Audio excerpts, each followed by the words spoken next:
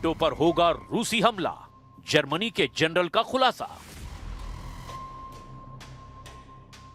पूर्वी यूक्रेन का डॉनबॉस इलाका रूसी सेना रौंद रही है। अमेरिका, नेटो, यूरोप के हथियार और कमांडरों के दांव पेचों को पुतिन की रूसी सेना पूरी तरह से फेल कर चुकी है।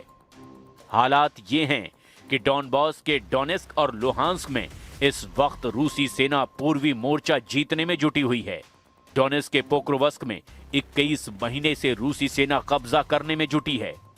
आज यूक्रेन के पोक्रोवस्क में जेलेंस्की के साथ साथ राष्ट्रपति ट्रंप, नेटो चीफ मार्क रूटे समेत 32 देशों के राष्ट्र प्रमुखों की भी साख पर ऐसा बट्टा लग रहा है कि पूरा नेटो बिलबिलाने लगा है।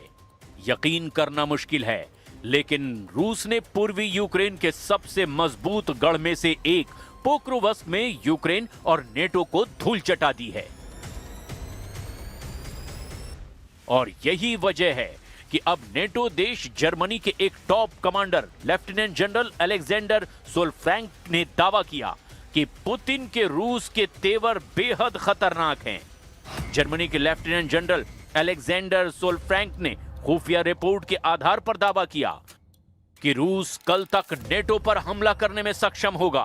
रूस किसी भी समय नेटो क्षेत्र पर सीमित रूप से हमला कर सकता है।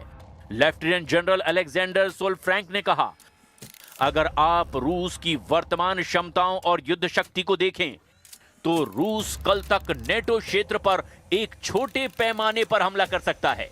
जनरल सोलफ्रैंक जर्मनी की संयुक्त अभियान कमान के प्रमुख हैं और रक्षा योजना की देखरेख करते हैं, जिन्होंने खुफिया रिपोर्ट के हिसाब से यह दावा किया कि रूस 2029 तक 32 सदस्यों वाले नेटो पर बड़े पैमाने पर हमला कर सकता है। सोलफ्रैंक ने कहा कि रूस की वायुसेना अभी भी मजबूत है और उसके परमाणु और मिसाइल बलों पर कोई असर नहीं पड़ा है।